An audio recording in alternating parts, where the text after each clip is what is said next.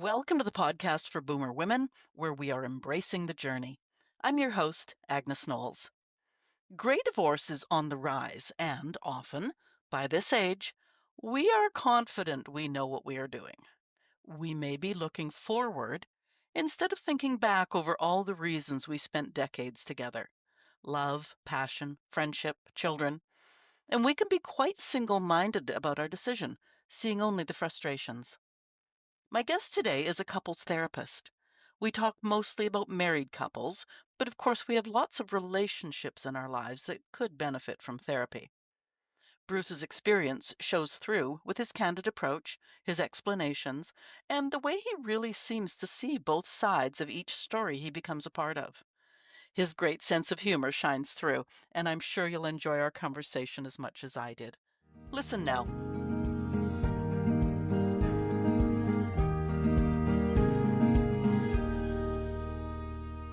Be kind, don't panic, and have faith. My guest today says that those 7 words are a useful guide for himself, a couples therapist, as well as many of the couples he's worked with. As everyone knows, gray divorce is on the rise. There are many reasons for this, and I'm sure we'll get into some of those today. There are a lot of marriages that are just two people living together because anything else now is the unknown or too much work, or one or the other is worried about divided finances or income. Betrayal, communication, intimacy, faith are all words I saw in Bruce's profile.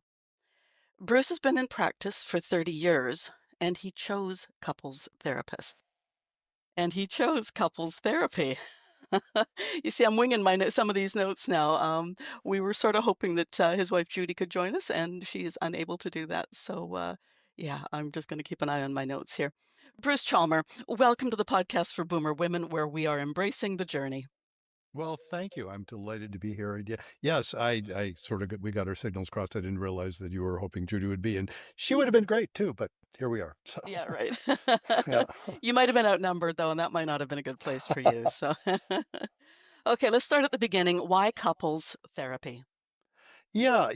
I've been, as you mentioned, I've been in private practice now for 30 years, and I started off. I did quite a mix of different things. My one of my early internships was in a community mental health center that dealt with couples and families, and I did a lot of family work as well. And I just found over the years, and I did lots of individual work, lots of work of people dealing with trauma. I got trained in EMDR along the way. I got trained in hypnosis along the way, over the last 20, 25 years. And I just found the more I worked with couples, the more it just felt like a calling. It felt like sacred work. There was something important about it. Not that all couples should or should, I don't deal in the shoulds there, but it's not that I think everybody should stay together, but there's something about healing in a couple's context that just feels like it's contributing to healing the world.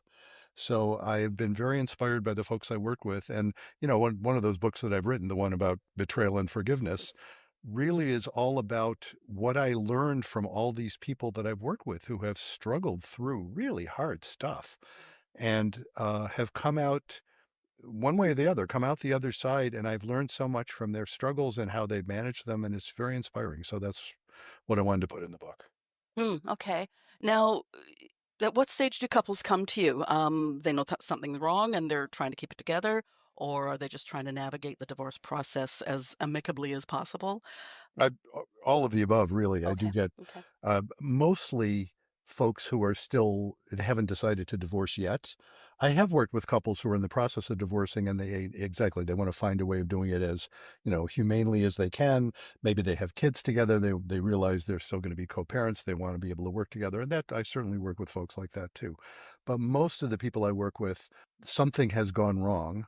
Often it is some kind of serious crisis, a Mhm, betrayal, and that's a big word. mhm. Um, I don't know. I haven't counted exactly, but Okay. it seems like over half of the couples that I see initially are dealing with something that they would call betrayal.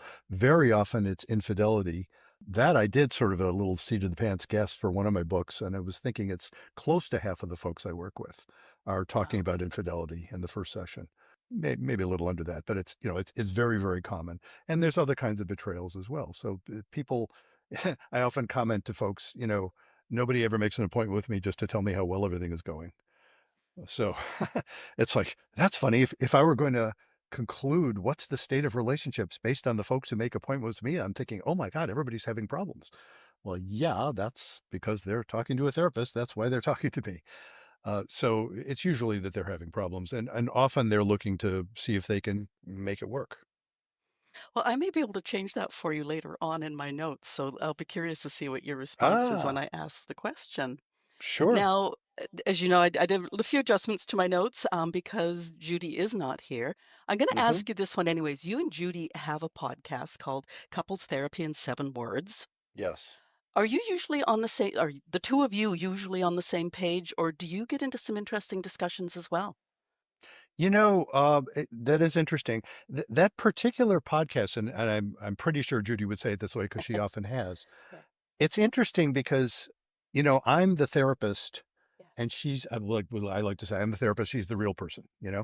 She is a retired educator. She's not a therapist. She's a retired educator, so she's very used to working with families and kids, and she's really good at that. But she is clear in that particular podcast that I'm the quote unquote expert, and she's the one who will tend to ask the interesting questions from a non-expert perspective. And so we're not often getting into things where we're actively disagreeing, about how we would view things, because it is kind of in that way. It's like, yeah, she comes to it with that sense of, I'm going to let you be the expert here. And of course what I'm often asking of her is, just because I'm the so-called expert, you often have for example, a little minor example, she's the woman and I'm the man. She's the expert on women in the conversation, as you are in this conversation. It's like, I'm not I try not to mansplain, although it kind of is baked into our DNA in some ways. We can't help it sometimes. But that in that sense, she's the expert there too. But so that's a long-winded answer of saying no. And our relationship with each other, um, and that's part of what people have told us on the podcast that they have seen in us. We get along really well, and it's based on very solid mutual respect. And it's also based, I think, interestingly, we are a second marriage. We've now been married for 20 years. And we are so grateful for each other. And we've both been through marriages that didn't work out for very different reasons. And I respect both of our exes, but for very different reasons they didn't work out. And we've been so grateful for each other that has been really a theme in our marriage, that yeah, we of course we disagree on occasion, but it just never seems to be terribly intense, because we're just so great. Gratitude seems to override it. That's interesting because that's what I hear from a lot of people who are on their second, like each of them are on their second marriages. Yeah. Of, like there was lots of reasons for the first marriage, but now that they found each other, it's like, whoa, this is what I've been waiting for. Yeah. Yeah. So, It works a lot better when it works a lot better. And it's funny. I used to comment on this a fair amount. You know, there are folks. It's funny. This phrase used to mean something very different. The phrase "the marrying kind" or "not the yeah. marrying kind." At one time, and I guess you're a boomer too, right? Yes, That's why yes, you're yeah. doing it. Yes, so am I, of course. At one time, that meant gay. If you're not the marrying kind, that meant gay. It doesn't only mean that, obviously. I've always been the marrying kind. And I used to say, I liked being married even when I was in a marriage that wasn't working, and I like it a lot better when I'm in a marriage that is working. But I knew when I got divorced, I knew that eventually I would want to get married again, because I just like it. I like being coupled. And I think Judy feels the same way. And that's another aspect of shared. We knew we wanted the kind of relationship that we have ended up in. We both came into it wanting that. And I think that does help a lot when folks align on that. That's interesting because I didn't know that not the marrying kind referred to gay people Oh, because you I've didn't u realize back in the no, day? Yes. I've Yeah. I've I've used it on myself. I Yeah. was married, the marriage ended. Uh-huh. I have 3 fabulous kids, so I'm eternally grateful for that marriage. Sure. But now it's like I'm not the marrying kind, and I'm Yeah. really Yeah. happy with that. No, nowadays, yeah, people use that phrase without even that recognition. Yeah. Like back in the 50s and maybe early 60s, before even, I'm trying to remember how old I was when I learned the term gay, meaning homosexual. Okay. Do you know what I mean? Yeah.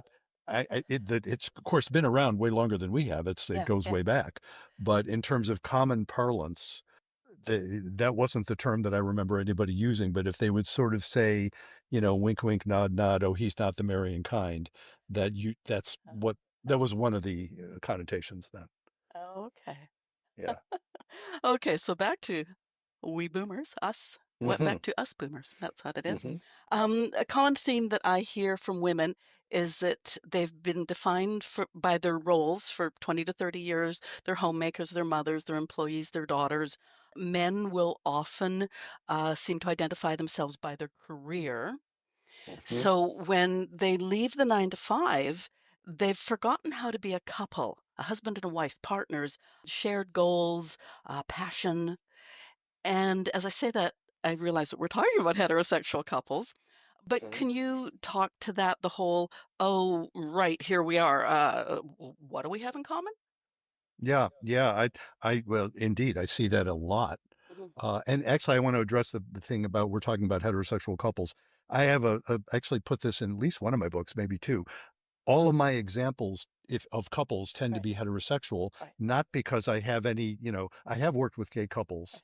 I've worked with, I'd say quite a few. It's not huge numbers, but that very fact, I'm a heterosexual cisgendered guy. And so the vast majority of folks I work with are indeed heterosexual couples. And I don't want to claim, I'll read books, maybe you've seen this, where they'll say, well, these ideas apply to everybody. And I think that's really disrespectful to like gay couples or lesbian couples who are very different from each other, by the way, kind of Yeah, yeah, yeah. characteristically. I don't want to claim expertise where I don't have it. So I, my examples come from where I feel like I have more expertise. Again, not that these ideas wouldn't apply, they often do. And when I work with gay couples, they'll tell me that. But that's, I just sort of want to address that issue. It's like, yeah, I'm kind of leery of claims of general applicability from people who should know better, and I should know better. You know, and we've interviewed, of course, in our podcast, we've interviewed Yeah, all sorts of folks right across the spectrum of sexual orientation and gender and everything else, and that is often, I'll often hear from folks, yeah, this is what straight couples can learn from gay couples, which I find really helpful stuff. right, right. But as I say, that's why, yeah, my examples tend to come from my experience, which is much more with heterosexual couples. So getting back to your question, Oh, well, that, just before you yeah, move on, though, one of the reasons yeah, I clarified that was because I was using words like husband, wife. yes, So, yeah, yes. yeah, so, okay, so Mhm. yeah. Yeah. So in that context, yeah, I see that a lot, that phenomenon that when, again, stereotypically, it's when the man retires, but often I often see it with women as well. When people's lives have changed from what they have been occupied with for a very long time, then they often discover, well, who the heck are you, or who the heck am I even? Yeah, Who oh, are for we? sure. Yeah. And if I may, actually, I'll put this in a context that this is something that in almost every first session I do with couples, I include this little bit. I actually write about this in one of my books. I sort of, it's the only session that I structured quite intentionally Yeah. is the first session with folks. And one of my standard things that I offer in a session is a description of, it's a way of structuring the conversation around what needs are we trying to fulfill by being in a couple. Mm. And this part actually would apply more broadly than just heterosexual couples. But again, I'll stick with that. Why do we get into a couple? Yes, we are mammals and we reproduce sexually, but all kinds of mammals don't have couples. The male is a sperm donor, and that seems to work just fine. And of course, that doesn't explain gay couples. That doesn't explain That doesn't explain me and my wife, who were both done. We have kids. We love our kids, but we were done having kids when we got together. Why do we get together? We were done having kids. Well, because obviously there's other things we want. And one way of understanding it is we're trying to fulfill two sets of needs, both of which are needs. I'm using that word carefully. I don't just mean desires. I mean Yeah. needs. If they're not sufficiently fulfilled, something isn't working right. And yet, the reason I talk about two different sets is the skills you need for one are very different from the skills you need from the other. In fact, they're sort of in tension with each other. So, what do I call them? I call them stability and intimacy. And, what do I mean by stability? Probably what you're thinking. I can't read your mind, but I'm guessing, it's it's not shaky, right? When things are stable, it means all right, you're not really worried about it. The anxiety level's relatively low. When folks are raising kids and attending to all of the demands of making a living and running a household and all that stuff, they tend to be focused on stability for very good reason, especially having kids. Most people want to give their kids a sense that they're in a safe, solid place and they can grow and they can explore and whatever, however you want to look at that. So stability becomes really important. The skills of stability are all about keeping things predictable, safe. You show up when you say you're going to show up. Sobriety is an important part of that. If somebody's having a substance problem, that's often incredibly destabilizing. Fidelity is really important there, assuming the deal people have is monogamy, which the vast majority of folks I work with still that is the deal, although I've seen exceptions. Um, that's incredibly destabilizing when someone violates that. So the skills of stability are all about being, following the rules and being predictable. And that's important. I'm not knocking it. Intimacy is something very different. Now, I better define my term here. I don't just mean sex, although sex is often part of it. But intimacy is when you are basically present and honest with yourself and each other at the same time. Those are moments of intimacy. No couples, no individuals are intimate 24/7. I mean, I get distracted and I'm not always present with myself even, but you need that. We crave that. And my favorite metaphor about stability and intimacy is if you think about a plant, a seed gets planted in fertile soil and it germinates and it sprouts and starts to grow. And then somebody comes along and paves a sidewalk over it. And when that happens, what is that plant going to try to do? It's going to try and crack the sidewalk. Basically, the roots provide stability, but intimacy is the energy for growth. It's that tendency for living organisms to want to interact and want to connect. And a couple, just like us as individuals, a couple is a living organism as well. It wants to experience that sense of connection and it'll try and crack the sidewalk. And what it looks like, why does intimacy get compromised in the first place? Well, one of the reasons is people put so much emphasis on stability, they're afraid to rock the boat. Somebody's afraid to say something as simple as a garden variety complaint. Somebody's afraid to say to their partner, "Hey, I wish you wouldn't do X, Y, or Z that you're doing, or I wish you would do X, Y, or Z that you're not doing, or whatever." That's going to raise anxiety because who wants to hear a complaint? And especially if you've tried in the past and it's kind of gone off the rails and ends up in a nasty argument or something like that, people will be reluctant to do it. And what that ends up in is a compromise of intimacy. And of course, it's not just complaints, it's also things like fantasies, be it in the sexual domain or in the more general domain. Gee, I've been thinking I want us to try living somewhere else for 6 months, but I'm worried to say that because I think you're going to freak out. And that's the general issue. I'm worried to say it because I think you're going to freak out or I'll freak out or something. And so that compromises intimacy. And that's when the sidewalk tends to get cracked. Now, what does it look like when a couple cracks the sidewalk? What it looks like, and this is very relevant to that very scenario you talked about. What happens when all of a sudden all these demands on stability are greatly lessened? The kids are off, the job is done, the finances are more or less okay. You're not, super worried about it. I know that obviously doesn't apply to everybody, but to a lot of people. And now what? And you are looking and you've lost touch with that other person. And sometimes what lack of intimacy looks like is a couple fights about everything and nothing except for except about the thing they're really worried about. That never comes up because that's too scary. So they fight about anything. Anything sets them off. All these unresolved problems sit there and they just start to feel hopeless and they start to feel resentful and that all stuff comes out. Sometimes it's an affair. Sometimes it's a sudden, I just heard about this. Well, I hear about this fairly frequently, actually. Just heard about this yesterday from somebody. It's somebody suddenly up and leaving them with no warning, all of a sudden saying, I'm out. Those are symptoms often, not always, but often symptoms of an intimacy issue. So, broadly speaking, that phenomenon when people get to retirement look over, across the breakfast table or something and say, "Who are you again?" or "Why am I with you?" That's often a symptom of lack of intimacy. It's interesting that probably my two closest female friends are in long-term marriages, Mhm. and when the retirement plan idea first came up, both women, and they aren't very they don't know each other very well, but both women chose to say to their husbands, "Okay, you retire," and they gave them 6 months approximately to sort of get used to that, find things to do, find some purpose. And then the woman retired because she already Ah, had ideas and plans mhm. and, and together plans. But yeah, they just knew that it might be rocky if they both made those massive changes together. Boy, that sounds really smart. That sounds right, doesn't it? Yeah, That no, sounds no. yes. Yeah, Yeah, absolutely. Yeah, yeah. yeah. Now, midlifers are known for midlife crises. Mhm. Men buy a sports car, women go out and get a massive makeover. Both of them often will happen without discussion.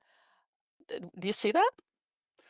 I do see that. It's that term midlife crisis, I don't think it's not super well defined. You know what I mean? It's Yeah, sort of no, like people see it in all kinds of things. Even the concept of midlife. I'm in my 70s now. I smile when I hear somebody who's hitting 40 and they're saying, "Oh, well, I'm in midlife now." And I'm thinking, "Oh, seriously? You're still a kid." well, how I Anyway, define it, I will yeah, interrupt you just for a moment there, yeah. is when I say midlife, I say I started, I'm not done yet, so I'm somewhere midlife. Yes, which is I like that because it's a kind of wide open definition. Yeah, It's like exactly. however you perceive it. Yeah, of Yeah, course. And so, yeah, I do see that phenomenon happening. There's that proverb, when what you have is a hammer, everything looks like a nail. I look at that and I say, oh, yeah, to me, that looks like intimacy issues. I'm not trying to say, by the way, that every problem a couple ever has is always an intimacy issue, because it isn't always. But it is often something like that. It's often like, especially the part of when you said all of a sudden the guy goes and buys a sports car or the woman goes and gets the makeover without any warning. It's like, boom, all of a sudden something has happened. It's like, you didn't talk about that. It's interesting. You know, it's like, because there are couples where they might do something like that, but it's sort of, they do it together. You know what I mean? They do it. It's like, oh, it'd be really cool if I understand you want the sports car. Well, I should tell you, by the way, one of Judy's recurring dreams, although we're both realizing it's kind of impractical. We live in Vermont, but she wants a red convertible Mustang. She's the one who would want the sports car in we haven't gone there yet, but we play with it. sounds Whenever reasonable. we're taking a walk and we see one and say, "Oh, there's your car." We were just in Florida for a few weeks, and I had occasion to walking by and seeing somebody and drive by in a sports car or stop at a red light, and I said, "My wife wants your car." They said, "Sorry, not for sale." Anyway, but that can be part of intimacy, or it can be part of a symptom of lack of intimacy. If all of a sudden your partner suddenly turns into somebody you don't recognize, and that can be shocking. It can also be just what the doctor ordered, I suppose. Depending on the circumstance. But they call it a crisis when it's seeming like it's threatening something. Do you know? Yeah, As opposed to just an exciting thing. It's like, oh, cool, that's exciting. Try something new. yeah, yeah. I'm going to identify with Judy for a moment because when was I? Late 40s, recently divorced. I ended up with a hot red fun car. It was more of a classic car, not a Mustang. Mm. I got my motorcycle license and I was doing a few things, and people are actually stopping me like they were worried. And they're saying, "Are you having a midlife crisis?" And I just look at them and I say, "There is no crisis here. I'm having You're a having great fun. time." Yeah, Yeah. exactly. Yeah. Yeah. And So, it's funny, you notice that phenomenon, to suspect yeah, somebody having fun of something that's bad or dangerous. yeah. I guess, as I'm thinking about it, that's like, yeah, that feels unstable. It feels kind of threatening. It's like, you're not the sort of person that's supposed to do that. What's the matter with you? That's a little scary. It's like, if people like you start doing things like that, what's going to happen in my life? What's my wife going to do? What's my husband going to do? It's like, uh-oh, you never Yeah. know. The other topic I wanted to touch on was the sort of the straw that breaks the camel's back. Mm, It could be like a huge argument with one of the adult children, zipping off on a holiday with friends without telling the spouse, like that sort of thing. I'm sure there's all sorts of examples of the straw that broke the camel's back. So things have been percolating, and then boom, something happens, and it's not, yeah. or like catastrophe. Yeah, we just interviewed somebody a few weeks ago, and if I weren't so bad at remembering names, I'd tell you who it was. By God, cannot think of her name. I'm sorry. Apologies to her anyway. But it's somebody who had written a book about marital crises, who and addresses it exactly in that way. She talks about the straw that breaks the camel's back, Okay. and she talked about there was one person where the straw that breaks the camel's back was the her husband used a coupon in a restaurant. That was it. I know, it's like, what's wrong with that? It's like there was Okay, something, save some money. yeah, obviously something was wrong. She and even the person reporting it said realized, no, that couldn't have been the reason for a divorce. Yeah, yeah. But that was it. It things build up and things build up and they don't get addressed. And it just starts to feel intolerable. That's that phenomenon of the straw breaking the camel's back. Because, then it doesn't almost doesn't matter what it is. It's you start to have that mental process going that this feels bad. It's initially it's like, well, this feels bad but not so bad, I think I can handle this. And then it's, this feels bad and I'm not sure I can handle it but I don't know how to bring it up. And then it's, well, I'm going to bring it up but it doesn't seem to be getting anywhere. And then it's, well, this is just hopeless, I don't know how long I can stand this, even though I want to wait at least until the kids are out. And then it's, I can't stand it anymore. And that's when you're susceptible to that one thing. The one thing happens, and then they're saying, I can't do this anymore. Isn't that interesting? Because Yeah. as I'm prepping my notes, I'm trying to think of like what's that big, huge thing that would Mm, break the camel's back, and hmm. yet oftentimes, yeah, I can see where it's like I guess blowing up a balloon, and then somebody it gets really big, and somebody bursts the bubble with a pin. Yeah. Um, Yeah. And that's the metaphor, right? I mean, that's the idea of a straw that breaks the camel's back. It's just a straw. That shouldn't yeah. break the camel's back. But of course, it's on top of everything else. And it almost doesn't matter what it is at that point. And of course, when people come to see me and other, folks like me, they will often say, one of my early questions often in a first session is, why are you doing this now as opposed to 6 months ago or 6 months from now? Was there something that precipitated this? That's when I'll often hear about an affair, if that's what brought them. But often it's not. Often they'll often say things like, we should have come 5 years ago. And I hear that a lot. And of course, you can only know that with hindsight. But yeah, 5 years ago, it's funny. I was just this morning. I was just talking to a couple where that very thing was there.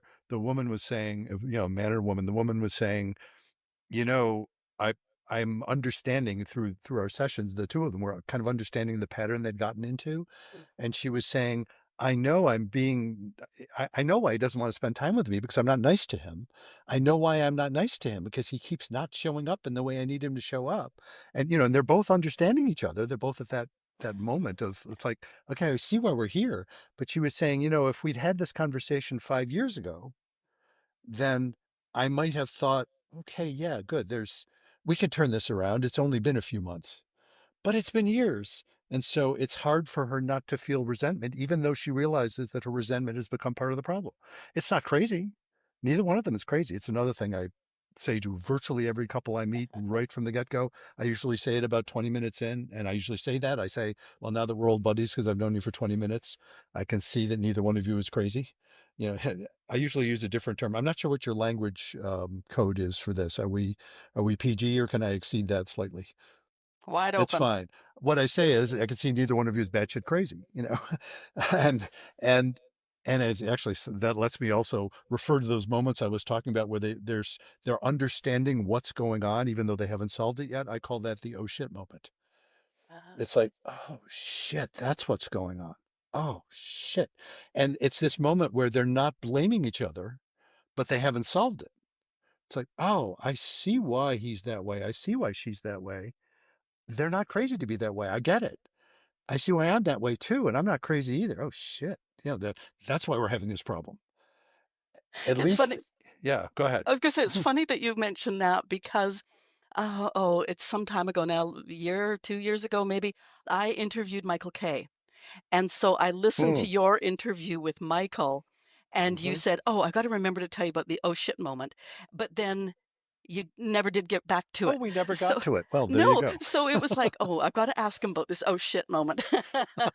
Yeah, that's how about that? It's Oh, one of my okay. favorite topics, so it comes up a lot. Yeah, yeah. Yeah, that's the oh shit moment. It's I'll tell you something about my own life. I mentioned first marriage. The short story of my first marriage is that both my ex and I have gone on to marry really wonderful women, and we're both a lot happier. Okay. That is the short story. Yeah, Now, the huge oh shit moment for me, and you know, is when she had figured out she was gay. That's it's why our marriage isn't working. Turns out she needs to be married to a woman. That's why. yeah, And that's an oh shit moment to end all shit moments. It's like, oh yeah. shit. But it's a relief. It's painful, but it's a relief because it's better than any other story, which is, well, what's wrong with us? Or what's wrong with you? What's wrong with me? Mhm. Nothing turns out. And that's, the oh shit moment can give you that. Yeah. And, in our case, the oh shit moment led to divorce. We're very friendly, but it led to divorce. Often the oh shit moment leads to reconciliation.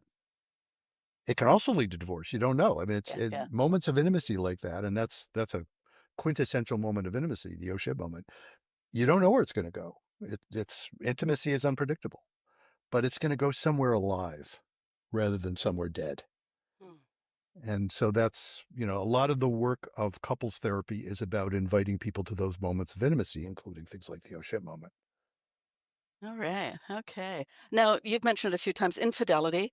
Is Mm. that one of the, I guess, biggest issues? I won't say most common, but the biggest? Like, it Well, causes the I would say biggest both. explosion? Was Oh, certainly okay. biggest and most common in my Oh, wow. practice. Oh, it's hugely common. It's I mean, of Hmm, course, you look at the research on this and it varies all over the place. You'll see research that says that, what is it, 50-60% of men, maybe more of men, will say over the course of like a 20-25 year marriage they've deviated from fidelity. It's all tied up with, how do you define infidelity? There's lots of ways of talking about it, but it's really, really common in my practice where people feel like that basic assumption of monogamy, however they define it, has been violated. And that's, it's a subjective definition, especially in the days of the internet. What constitutes cheating? There's so many more options than there used to be.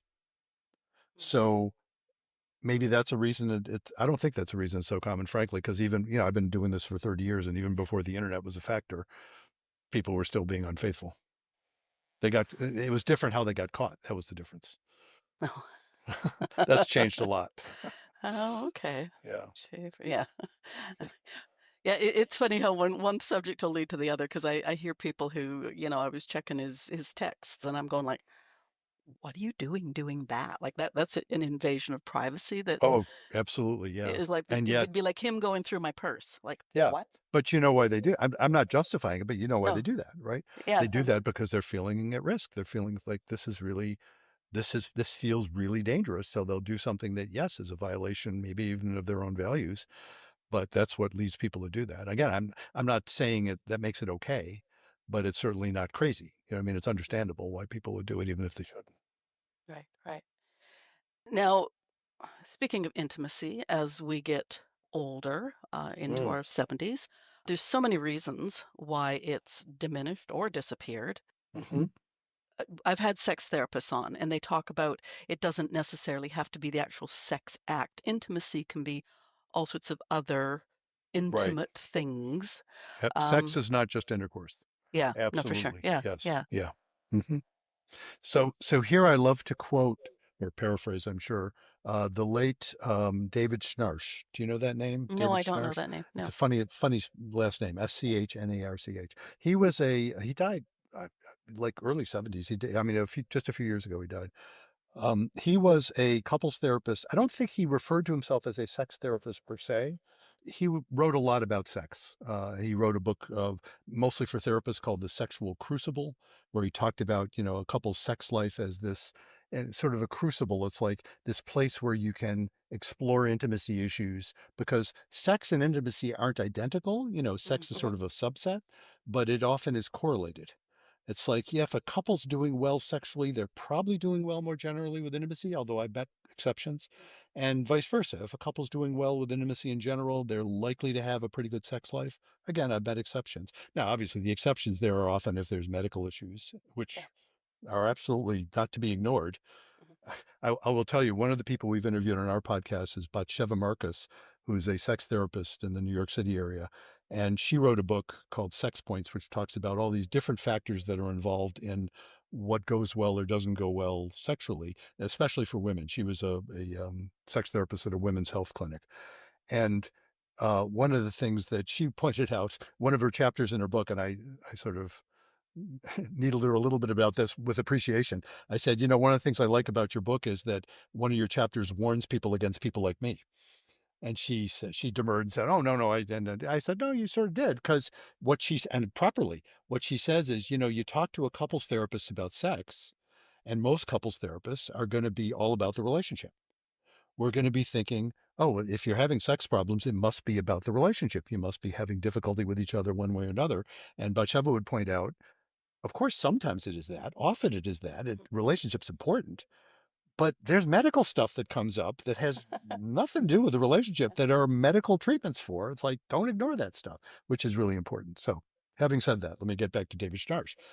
He would give lectures where he would ask his audience, okay, folks, at what age do you think men and women respectively reach their sexual peak? Now, what would you guess the sort of stereotypical answers are? Oh, well, I've heard that with men it's like 18 and with women it's 35 or something. Yeah, it's always men younger than women, something like that. And of course, it was really a trick question because what he says is follows up that by saying, no, actually, you're all wrong. Both men and women reach their sexual peak in their 60s and 70s. What? One might think. It's like, how could that be true? He's clearly not talking about, what I like to call sexual gymnastics. You know, there's positions you can't get into. Like, won't get too personal here, but Yeah, no, no. there's positions that I might have been able to get into at one time that I ain't getting into anymore. Let's put it Yeah, that way. it's like the Kama Sutra.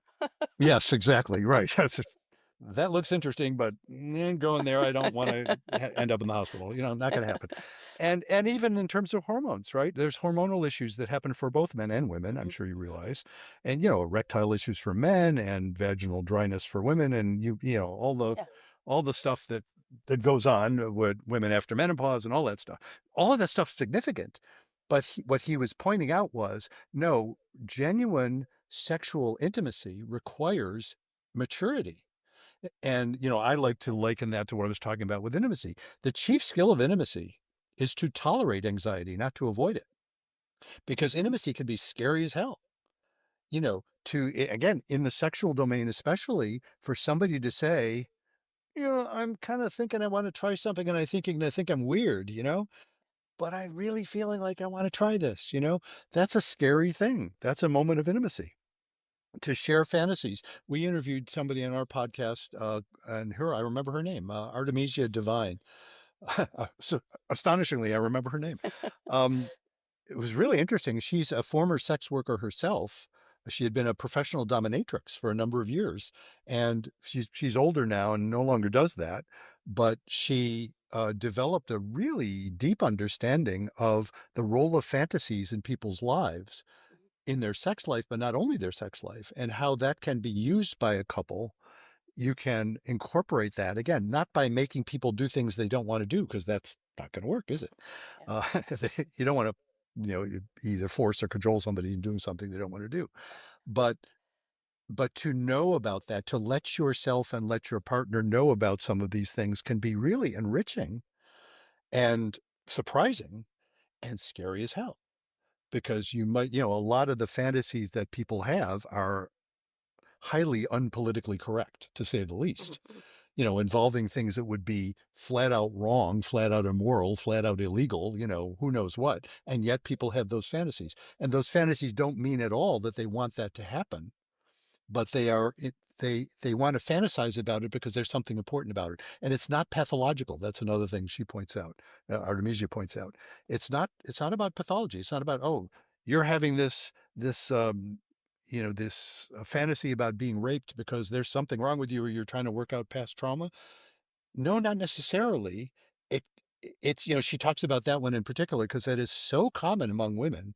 The research that she was citing, or I've read other people saying, it's over half of women have that fantasy and don't want to admit it because it sounds so horrible. And I've never met an actual woman who actually literally wanted to be raped, ever. Mhm, mhm, But I've met lots of women for whom that fantasy is attractive because, as Artemisia points out, turns out in that fantasy, the guy who is taking her is doing exactly what she wants. So she's actually in control, even though there's something exciting about the notion of being overpowered for lots of people. Some men too, actually. That varies. There's lots of men who go to dominatrixes, so yeah, yeah. that's you know. But the point is to be willing to let yourself know those things and share it without freaking out is the essence of intimacy, and I think that's what Schnarch was referring to. So that if you can tolerate that level of anxiety, you can experience levels of desire and levels of sexual fulfillment that it's very difficult to experience when you're, yes, a kid with raging hormones and, but not much else. So I find that kind of hopeful. I like that. Being in my 70s, I like that concept. Yeah, right. Oh, dear. So from intimacy, you wrote a book called Betrayal and Forgiveness, and you've already I think when people read betrayal in a marriage, they will often think of some sort of sexual wandering. Yeah. But as you started our conversation out, is betrayal can be a whole bunch of things. Oh, yeah. W- Yeah. Talk about your book. Yeah, well, in the book, I have examples. I forgot how many it is. 12 couples, I think. I think, and as I call them couples, but they're not all couples. Some of them, I have an example of a brother and sister. I have example of, like father and adult daughter. I think, there's business partners, close Mhm. friends who are also business partners. Right. There's all kinds of ways that someone can betray you. And of course, the concept of betrayal is all about what relationship you have with the person. Do you know what I mean? If somebody cuts me off in traffic, they may have annoyed me or enraged me or bothered me, but they haven't betrayed me. I had no expectation of them. But a betrayal is when you have some expectations of someone, and that depends on the relationship. So close friends who are not sexual partners don't have an expectation of sexual fidelity because that's not their relationship. But they do have an expectation, like if they're business partners, that they won't lie to each other about the finances, or they won't Yeah. steal, or they won't, stuff like that. So, yeah, betrayal, it can come up in lots of different contexts. And forgiveness, of course, which is the other piece of it. Right, right. What I write about in the book is an approach to forgiveness, and by no means unique. I will point out, but there are basically two ways that people use the term forgiveness. I'm sure I'm oversimplifying grossly, but whatever. And there's the way I like and the way I don't. So, and I respect the way I don't, but there's a reason why I like the way I like. So let me differentiate between the two. There's the very common way of this is the way I don't. Common way of using the term forgiveness. If I forgive somebody who hurt me, that means I'll restore the relationship. It's like, okay, I can get past it. I can trust you again.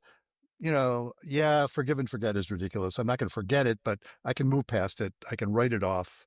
We're fine. That's a way of saying forgive. Sort of like forgiving a debt, a financial debt. When you forgive a financial debt, that just means it's no longer a debt. Never mind. Let's move on. I may or may not lend you money in the future, but whatever. So that's a use of the term forgiveness. That one I don't like. I'll tell you the one I like. The way I like to use the word forgive is it has almost nothing to do with the person you're forgiving. It's an inside job. That expression I heard from somebody, I think heard it in a 12-step program. I think that's a 12-step program thing that people will say forgiveness is an inside job. And lots of people like to, and I love this quote from Anne Lamott, the novelist. Okay, I've heard the name, yeah. She's written a lot about issues around this, some nonfiction around this as well. And one of the things I'll paraphrase, I probably won't get it exactly right. She says, to not forgive someone is like drinking rat poison and waiting for the rat to die. It's like the not forgiving is poison. It's the obsession, it's the panic, it's whenever you think about the person or you have to interact with the person, it's being overwhelmed with it. The trauma response, really, it's that sense of you're just triggered by the very thought of them.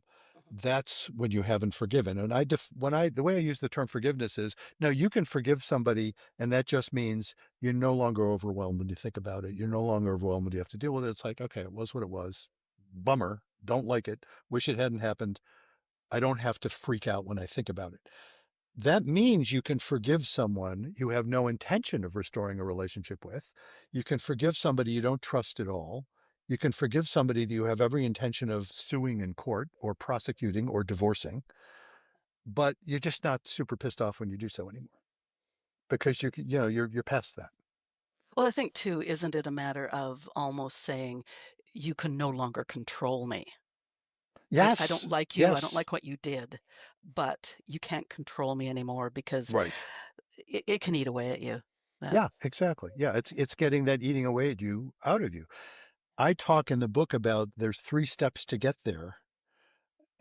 And it's funny, I was just interviewed the other day by somebody and I was commenting, "Yeah, beware of people who say there are 3 steps to anything, including me," you know? It's like, yeah, it makes it sound so simple, doesn't it? It's like it's not like one after the other perfectly, but it's a way of thinking about it. And the 3 steps, the step 1 is forgiving yourself because, if I get hurt badly by someone or something, there's always some part of me that says, well, I should have seen it coming. I should have prevented it. What's the matter with me? Why couldn't I have taken care of myself? I failed myself. So I'm angry at myself.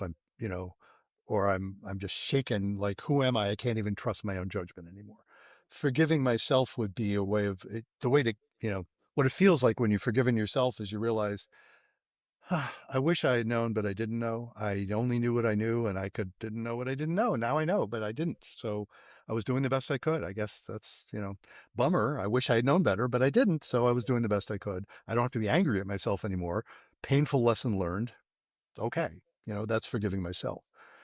Step 2 is to forgive the one who hurt you. And I claim, shaky claim here, but I'll claim it anyway. I claim that's a pretty short step from step 1. If I've actually forgiven myself, if I actually concluded, damn, I was doing the best I could. I wish I could have done better, but I was doing the best I could. You know what? So was the person who hurt me. Even if it was bad, even if it was immoral, bad, evil, wrong, whatever. Yeah, that's the forces operating on them. That's what they came up with. I wish they hadn't, but they were who they were at that moment, and that's what they came up with. Damn, doesn't mean I could trust them at all. That's a whole different issue. But I don't have to be angry anymore. It's like, well, they were doing the best they could too. I guess I don't, I could just accept it for what it was. I have a person I've often referred to, I write about in one of my books, actually in Betrayal and Forgiveness. I write about this person. She had, I change all the details in the book, of yeah, course. So yeah. obviously, but these details are general enough. I can pretty well share them. This is a person I only ever met her. I never met her ex-husband. Her ex-husband was in prison. And the reason he was in prison was for severe violence he had done to both my then client and their kids. Oh, And she had been, it took her a long time to get out safely because he threatened to kill her on numbers of occasions. And he put her in the hospital and she'd had, she lied about why she was there because she was worried that he would kill the kids if she told the truth. Worried, well founded worry. It wasn't, she wasn't paranoid. Anyway, by the time I met with her, she was just dealing with some other stuff. And she told me about this and she said, yeah, I've forgiven him. She has absolutely no intention of ever seeing him again. She actually kept a gun near her bed and would be prepared to use it if he showed up because she knew he was dangerous. He showed no remorse whatever.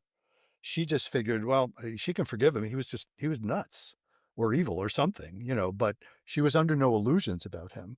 But she didn't have to feel pissed when she could even remember good times they had. Because of course they had good times. They got married, they had good times. And when he wasn't a monster, he was a good guy. So that's forgiving the one who hurt you. And she was free of that. She could think more clearly about how to deal with him when he gets out of prison for the fact that she mhm. wasn't overwhelmed with anger or Fear. obsession. Yeah. Yeah. So she, it's still dangerous. She had no Yeah. illusions. So that's step 2. And then step 3, I have a funny name for, and you don't have to be religious to appreciate this. I call it forgiving God. Now, why do you have to forgive God? What does that mean? It means, come on, we have to live in a world where this shit is possible. Do we have to put up with this? Turns out, yeah, we do, because there's something underneath it all. The whole business of this existence thing is right. It's like if you are religious in the Western sense, it'd be like saying, well, whatever God is good. Basically it's good. God, whatever. This whole business, all the evil and all the stuff you have to deal with and all the stuff we can't understand. And it's all a result of a huge system that is all interconnected and you can't help it. Tsunamis have to exist because of tectonic plates. And if tectonic plates didn't exist, the conditions for giving rise to life on Earth wouldn't have existed. And isn't that interesting? So you get these babies being swept away in floods, which is nothing but a tragedy. But it's kind of death is part of the deal. You can't help it. Can't have life without death. Wouldn't work, you know? Yeah. So all of that is forgiving God. So that's what I mean by forgiveness. And then, when you can actually have that kind of relief, that's when you can actually reasonably consider, all right, what do I want to do about this relationship? Can I trust this person? Can we rebuild trust? That's not just about me. That's about us. That's about both people. And then you see if you can actually get there. And often people can. I find it really inspiring when they can. And often they can't. And that makes sense too. Whole bunch of thoughts went through there, but I'll keep on going. Sure. You have another book, and it's interesting because all the way through we've been talking about talking to each other and stuff like that. But you have a book called "It's Not About Communication." Yes, I'll hold up the prop here. And it's the subtitle, the snarky subtitle, Why Everything You Know About Couples Therapy Is Wrong. There's a snarky subtitle, right? It's not about communication, right? With an exclamation point, even. Yes. Okay. Um, so where do I get off saying junk like that? First of all, I want to just address the subtitle, Why Everything You Know About Couples Therapy Is Wrong. Spoiler alert. In one of the last chapters of the book, I point out that incidentally, that applies to me too. Everything I know about couples therapy is wrong too. Now, wait a minute. I've just written a book with what I claim are good ideas, or I wouldn't have written them, right? I think they're really useful, generative ideas. Why do I get off saying, yeah, but everything I know about couples therapy is wrong? Well, of course, it's not the ideas. It's my claim to knowledge. If I think I have the last word, that's what I mean by know. If I have the last word on couples therapy, baloney. Nor do you, nor does anybody, that a lot of the book, actually, a couple chapters in the book, I talk about, and this actually applies to couples a lot, ideas versus ideologies. That there's all kinds of good ideas out there, and they differ from other good ideas. It's interesting. And yet, when you reduce it to an ideology, the difference between ideas and ideologies, if we're talking ideas, we're hearing each other. Oh, I hadn't thought of that. If you're giving me an idea I hadn't thought of, it's a little challenging because I hadn't thought of it. Maybe it's challenging some of my preciously held ideas, but that's interesting. That's a moment of intimacy. That's generating growth. If I've decided to adhere to an ideology, that means I have to defend the ideology rather than hear contrasting ideas. And when that happens, my favorite way of putting it is these good ideas turn into caricatures of themselves. So take take religion for example. There's a broad brush, and I'm religious. I'm a very active. I'm not fundamentalist in any way. In fact, I point out fundamentalism, in my view, is like the opposite of faith. It's ideological. It's like it's closed minded, and faith has to be open minded because we know we don't know. So faith, if you're really going to have faith, that means you're open minded, not closed minded. But I don't want to get off on that tangent. But they take religion. Religions tend to express, most religions I know of, and I'm no expert, tend to express ideas like it's important to take care of people when they're feeling bad. It's important to take care, it's important to help people live and not be poor and, all these things. And it's important that people be able to, let's say the Western religions, have a relationship with God that they can grow from, that God loves us. All of those are important in the three main monotheistic religions. Certainly, they would say all of those things. Turn those into ideologies, and you get people killing other people because they don't love God the right way, or they don't use the right terminology. And it's a caricature. It's like this is supposed to be helping people, and yet we're killing each other over this. It's nonsense. Or another example I like to cite. There's enormous take an enormous controversy. Just you certainly know the controversy about abortion. Should abortion be legal? Should abortion be available? What? How does one feel about abortion? There's all kinds of feelings across political spectrum about abortion because each side can easily come up with examples of how the other side's views cause harm. It's not difficult to do that for either side, and they cite that continuously. The problem you run into is that it becomes ideological, so that that's where you get terms like pro-life and pro-choice, implying that the other side isn't for those things, when in fact, the vast majority of people on both sides of the things are for both of those things in different ways. And man, I'm not minimizing or trivializing the difference, but I'm saying it's very difficult to have conversations where you can hear each other and recognize commonality when it's been reduced to ideology. We just interviewed we just interviewed a man named Wilk Wilkinson, who we found fascinating. He is, among other things, he's associated with Braver Angels. Are you familiar with that organization? No, don't know that one. Worth looking them up. Braver Angels was formed in, I think, 2016, and the name, and I don't know her work a lot, but I think she's the founder, Monica Guzman, and she formed an organization dedicated to facilitating conversations across the political spectrum. So getting people who are like deep red and deep blue in U.S. terms, Mhm. getting them together and actually talking about stuff. And again, in my terminology, sharing ideas, not ideologies. And it's amazingly powerful work. It is, they call it Braver Angels. It takes courage to do this. The other thing Wilk Wilkinson is part of, and actually my son is involved in this. My son Seth Chalmer is involved in this as well. It's an organization called the Pro Human Foundation, founded by a man named Daryl Johnson, I think. Don't hold me to that.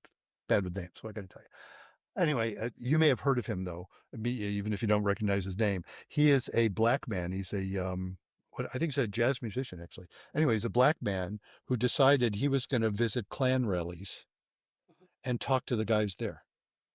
And he now has a collection of, I forgot what the number is. It's like 40 or something like that. Hoods, Klan hoods that these guys sent him when they recanted their white supremacist views to thank him for helping them get over that illness. And he did it by respect. He did it by incredible bravery to show up, a black man showing up at a Klan rally. Holy cow. And yet he was able to actually bridge that gap. And I find that incredibly helpful. So getting back to, I'm writing why it's not about communication. Everything you know about couples therapy is wrong. A lot of it has to do with recognizing, it's not about ideology. It's not about, so let me address the title. It's not about communication. Am I being silly? Partly. Of course it is, right? I don't remember. I don't know again, there's another number I don't know off the top of my head, but I'll bet it's like 80% of the couples that I'm having in the first session, and I'm, finding out what's there. And the word communication appears almost always in one of their first sentences. We need to communicate better. Every time we try to communicate, we ended up in a fight or we end up in a deep freeze. Of course, that's an issue. Can we learn some skills? Can we learn some tools for communication? That's what they want. And there is no end of well-developed systems out there.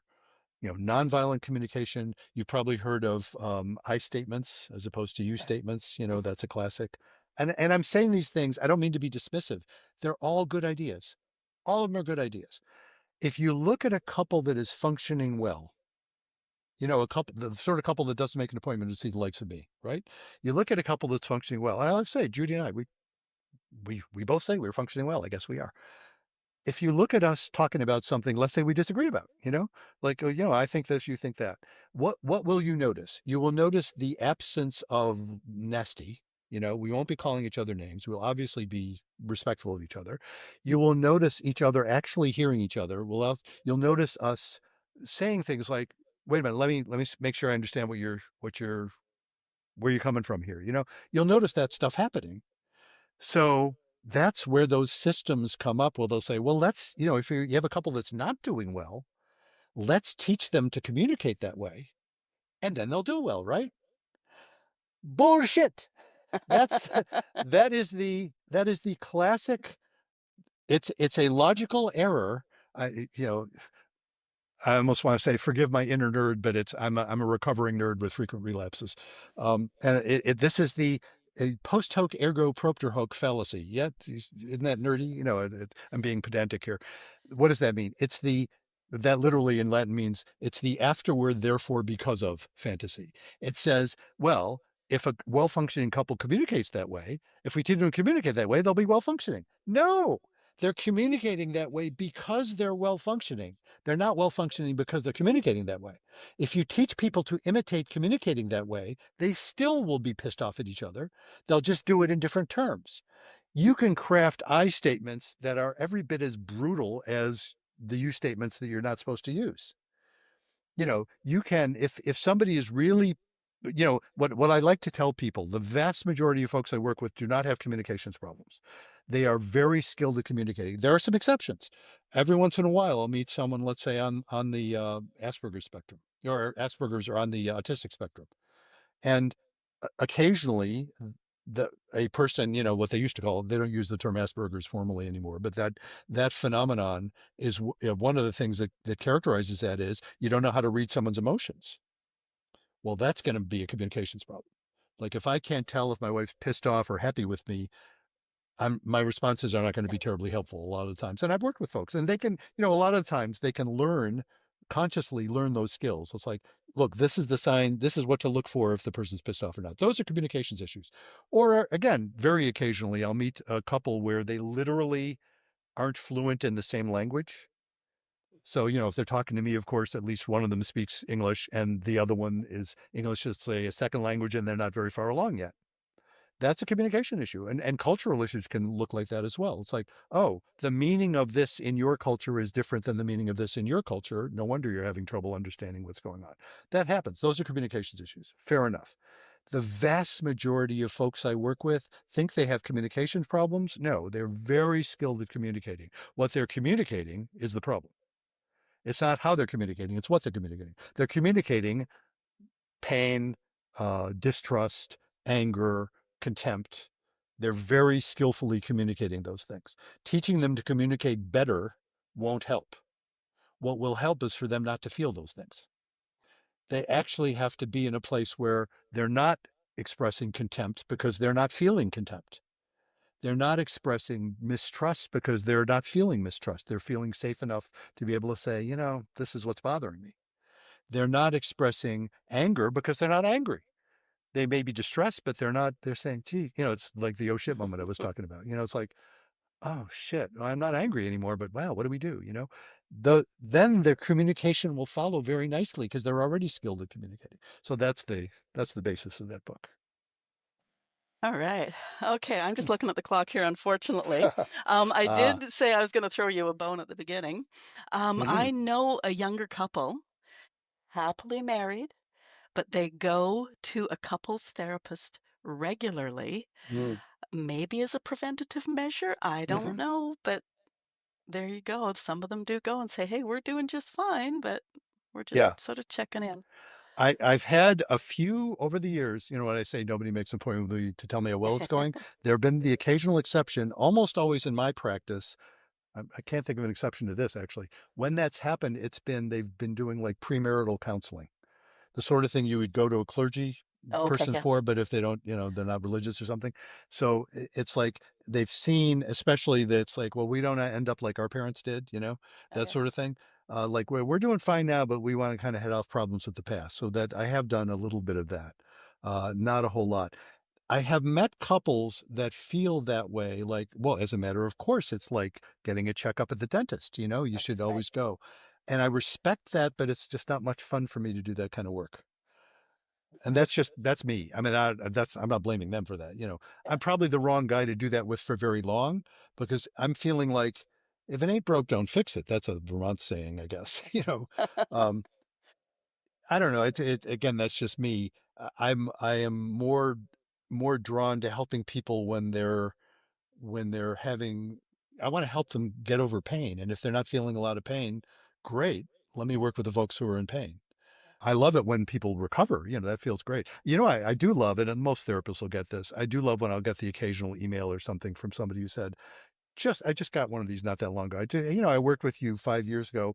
Just wanted to thank you. We're doing great. And I'm realizing if we hadn't worked with you, Yeah. I love taking the credit. It's really not, they did the work, but it feels good when I get that. But, I'm not so much into working with folks that are doing fine because great, go work for someone else. Okay, you have two websites. Tell us about them. Yes. Well, so if anybody wants to find out about me, about my practice, because I can do like a coaching practice outside of Vermont and Florida, I can't call it psychology there, but I can, it's coaching. And Yeah. what's the difference? There is no difference. Don't quote me on that because all the regulators say, yes, there is. No, there isn't. Nobody's come up with a good difference for that, but don't quote me on that. I just said it publicly.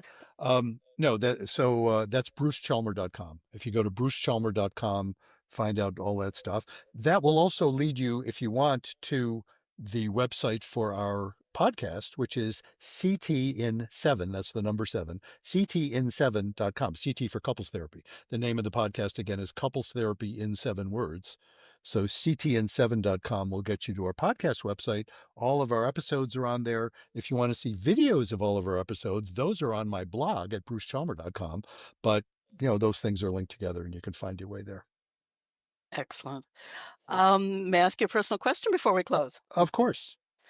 This was originally directed at you and Judy, but I'll just get your, I'm sure that you'd have the same answer. Mhm. Judy's into theater, you're into music. Have you created any performance art together? We have written songs together. Okay. We've written a lot of songs together. We've done one time years ago. We did a cabaret together, which convinced Judy's got a lovely voice. I sing a lot in choirs. I do a lot of composition Yeah, and yeah. direct choirs and stuff. I'm not a soloist. I'm not a solo voice. That's what that doing that cabaret taught me. But we love to perform together. She's the star alto in my choirs, in the choirs that I lead. And as I say, we write songs together. She generally is the lyricist, and then I write the music. And so we've done quite a lot of that together. And we have actually have performed together in a couple of plays. I just realized she's way more of an actor. She hasn't done a whole lot of it recently either, but we did a couple of plays or like play readings together. And that was a lot of fun too. So yeah, we've done that stuff together. Oh, that's great. The not so secret life of your marriage counselor, your marriage Absolutely. therapist. Yes, indeed. Okay, website links, I'll put them all in. They're in the show notes, and everything will be on your page at our website. Listeners, if you have thoughts on today's show, please talk to us. Did anything strike a chord with you? Are you racing over to check out Judy and Bruce's podcast for a specific topic? Leave comments where you're listening, or if you're listening at boomwithabang.com, scroll to the bottom of the page, talk to us there. Maybe there was a question I didn't ask Bruce. Ask it in the comments and I'll get you an answer. Share this episode. I opened by commenting that gray divorce is on the rise. After 30, 40, or more years of marriage, that's a huge transition for everyone involved. Possibly a friend is part of a pending gray divorce or is affected by one. They'll appreciate hearing thoughts from a pro. If you enjoyed this conversation, click the follow button. Help us grow. I'm also registered at Substack. Following there is free, and you'll get notified every time an episode is released. Bruce Chalmer, thank you for being my guest today. So much food for thought and lots of insights. So thank you for that. That was really interesting. Well, thank you so much for doing this and for the work you do in doing this podcast. There we go. Have a great rest of week. You too.